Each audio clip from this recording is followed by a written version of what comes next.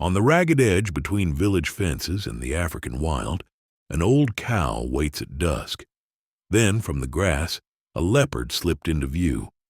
Richard set up surveillance cameras, bracing himself for a stealthy predator. The predator, whom Richard named Sheba, wasn't there to hunt. No snarl, no chase. She settles beside the cow, closes her eyes, and the night exhales. When Professor David Thornton, a preeminent expert, his professional skepticism dissolved into sheer astonishment. They discovered an interspecies maternal bond with roots buried deep in Nala's past. But when their incredible secret exploded onto the world stage, the growing crowd shattered the fragile peace. Sheba began to retreat, the intimate visits shrinking until one night she stopped coming altogether. Richard was left with a crushing guilt, convinced his intervention had destroyed something precious. Then, 6 months later, on a cold winter night, Sheba returned. This time she wasn't alone. This is the unbelievable story of the leopard, the cow, and the legacy of trust that was reborn on the edge of the African veldt. Stay with us. The veldt is holding its breath. The silence of the African veldt was a language Richard Collins was slowly learning to understand. At 50, he was a man unmoored, having cut the lines to his life in New York after his wife, Sarah, had been stolen by a sudden illness. He had traded the canyons of Wall Street for the vast open expanse of Kruger National Park, purchasing a small farm on the fringe of Mozang Village. His new life was measured not in stock market ticks, but in the lowing of his few cows, the bleating of goats, and the clucking of chickens. From his porch, a weathered wooden stage for the daily theater of sunrise, he could see the savanna grasslands unfurling to the horizon, dotted with the iconic silhouettes of acacia trees. Early mornings were his sanctuary. Mist clung to the earth as he'd sit with a steaming cup of coffee, listening to the symphony of awakening birds, sometimes punctuated by the distant primal call of a wild animal. It was a life of deliberate simplicity, a stark contrast to the one he had lost. The quiet, however, often amplified the echoes of his loneliness. Among his small herd, Richard was most fond of Nala, an old cow with soulful, gentle eyes and a placid demeanor. He had bought her from a neighboring farm 3 months prior, and she had become a silent confidant. He'd often rest his forehead against her warm flank while milking, the rhythmic work a balm to his restless mind. His farm's unique position, right on the boundary between the village and the untamed wilderness, meant that the wild was not just a view, but a palpable presence. The slow, predictable rhythm of Mozang life was abruptly disturbed by whispers that rippled through the village like a breeze before a storm. An African leopard, a ghost of shadow and muscle, had been seen near the settlement. The villagers, mostly Zulu and Xhosa people who lived by the grace of their small farms, grew wary. For them, a leopard was not a creature of majestic beauty, but a direct threat to their livelihood. A cold knot of fear tightened in Richard's stomach. The thought of losing any of his animals, especially Nala, was unbearable. It felt too much like a reenactment of a loss he was still struggling to endure. Driven by a protective instinct, he ordered and installed a series of surveillance cameras around the livestock pen, their small electronic eyes a modern ward against an ancient predator. The first night after the cameras were active, he sat hunched over his laptop, a glass of whiskey sweating beside him. He expected to see a stealthy predator, a flash of teeth and fury. What he saw instead made him question his senses. The footage, grainy in the infrared light, was astonishing. A leopard, sleek and powerful, did indeed approach the pen, but it wasn't coming to hunt. While the other cows shuffled nervously to the far side of the enclosure, their fear a tangible thing even on screen, Nala stood her ground. She remained perfectly still, a portrait of bovine calm. The leopard, a creature born of violence and instinct, simply approached her and lay down, curling up beside the old cow as if they were lifelong companions. Richard watched the clip again and again. He leaned closer, searching for any rational explanation. Was the leopard injured, too old to hunt effectively? Was this some elaborate, patient deception before an attack? But a closer look revealed a healthy, mature animal, her muscles moving with fluid grace, her posture showing no sign of aggression or weakness. This leopard was not behaving according to any known rule of the wild. She didn't want a meal, she just wanted to be near Nala. He abandoned the idea of immediately reporting the animal to conservation officers. A profound curiosity had eclipsed his fear. For many nights that followed, Richard became a nocturnal observer, a secret witness to this impossible friendship. The leopard, whom he began to think of as Sheba, would arrive with uncanny punctuality, usually around 9 in the evening. Ignoring the other panicked animals, she would make her way directly to Nala. The ritual that unfolded was breathtaking. Sheba would lie close to Nala, sometimes resting her great head on the cow's leg. In response, Nala would lower her own head and begin to gently, methodically lick the leopard's fur, a gesture of maternal affection usually reserved for her own calves. After an hour or two of this silent communion, Sheba would rise, give Nala a final, lingering look, and melt back into the savanna darkness. It was a social call, a visit that defied every instinct of a solitary predator. Nala, for her part, seemed to anticipate these meetings with a quiet longing. As dusk settled, she would often stand by the fence, gazing out at the vast grasslands as if waiting for a cherished guest. When the familiar spotted form appeared, a visible calm would settle over her, a subtle nod of welcome that said, "You're here." Feeling the need to share this incredible secret, Richard confided in Mbeki, a village elder who had become a close friend. The news spread like wildfire. Initial disbelief quickly turned into communal fascination.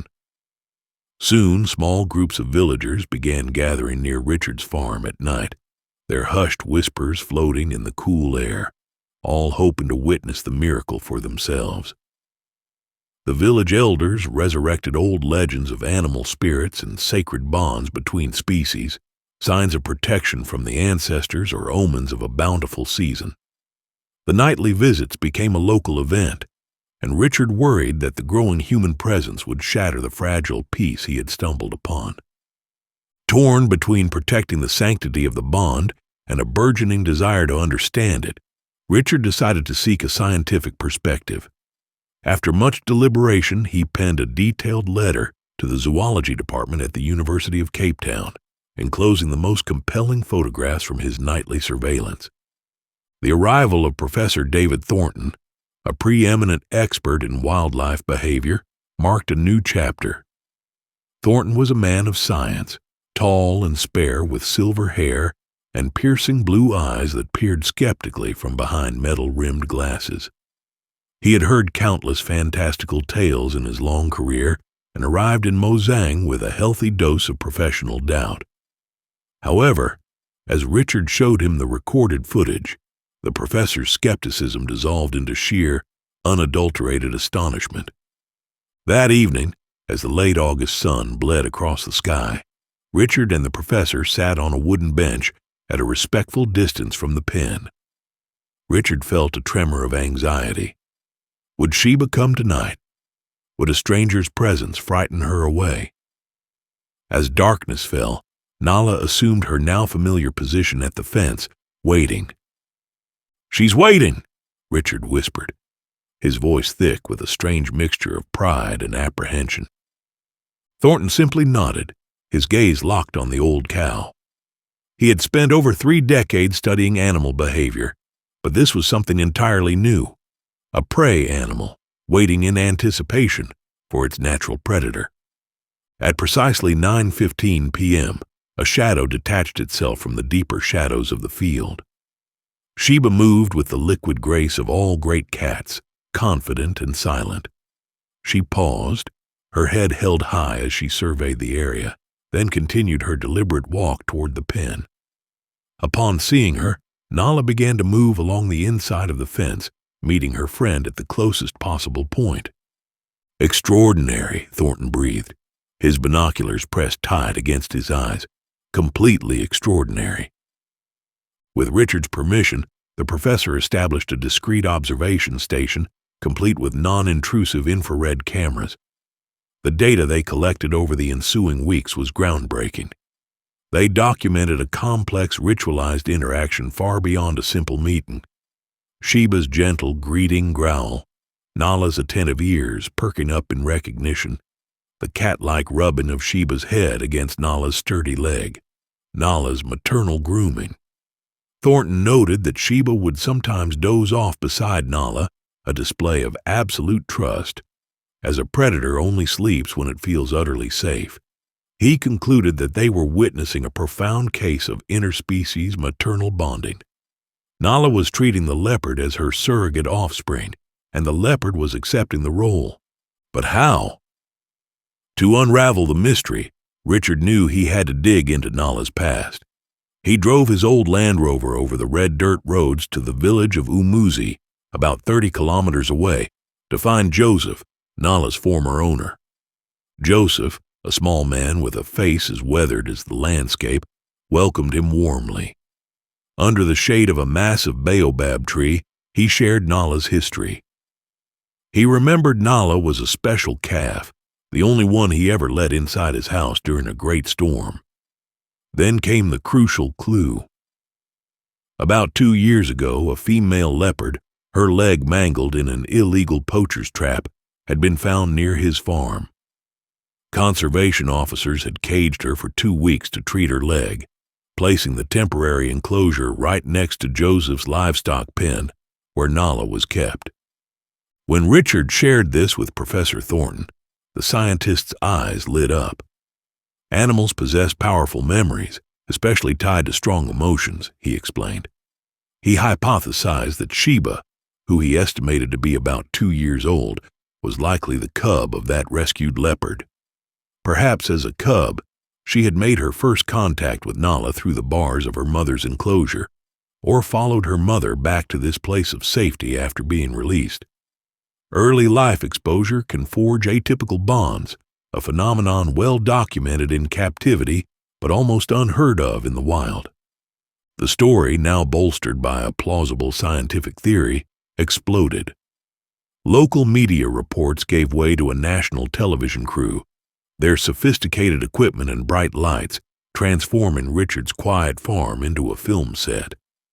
The resulting documentary captivated the nation, and soon the tale of the cow and the leopard was an international sensation. This fame came at a terrible price. Tourists began to flock to Mozang, their cars kicking up clouds of dust on the once quiet roads. Richard and the villagers tried to enforce rules. No flashes, no noise, keep your distance. But it was a losing battle. The nightly vigil, once a sacred, silent event, became a spectacle. The change in Sheba was immediate and heartbreaking. She began arriving later, often after 10 p.m. when the crowds had thinned. Her visits grew shorter, her manner more vigilant and wary. The intimate hour-long communions shrank to tense, 30-minute appearances. Then came the night in late October that Richard had been dreading. The crowd gathered, buzzing with anticipation, but Sheba did not come. She didn't come the next night or the night after that. The tourists grew bored and drifted away, and a new rumor spread. The fairy tale was over. Richard felt a familiar ache of loss, a hollowed-out feeling in his chest. He had found something wondrous, and he, through his desire to share and understand it, had broken it. On the 4th night, long after the last tourist car had gone, Richard and Professor Thornton sat alone in the darkness, and then she appeared. She moved with extreme caution, but seeing only the 2 familiar men, she continued to the fence. The reunion was poignant. Nala licked her friend's face with a renewed fervor, and Sheba pressed against her legs with what looked like pure relief. But the damage was done. Over the next few weeks, Sheba's appearances were erratic. Often, she would only stand at the edge of the field, a ghostly silhouette watching Nala from a distance. a painful symbol of the chasm that human interference had created. Richard felt a crushing weight of guilt. "I just hope that our intervention, mine, hasn't destroyed something precious," he said to Thornton one evening, the whiskey in his glass doing little to warm him. "Don't blame yourself," the professor replied, his voice gentle. "Nature has its own ways, and sometimes, even when we can't see or understand, connections still exist." Eventually, the visit stopped altogether. By mid-November, Sheba was gone. Professor Thornton returned to his university, where his paper on the phenomenon caused a stir in the scientific community. The tourists were a distant memory, and Mozang returned to its peaceful, steady rhythm. For Richard, however, the silence was once again filled with loss. The magic was over. 6 months passed. Winter settled over the veldt, bringing a deep chill to the quiet nights. Richard sat on his porch, wrapped in a thick blanket, nursing a cup of tea. He was staring out into the darkness, lost in memory, when a flicker of movement at the edge of the field caught his eye. His heart hammered against his ribs. It was the familiar, elegant silhouette of the Leopard, but this time she was not alone.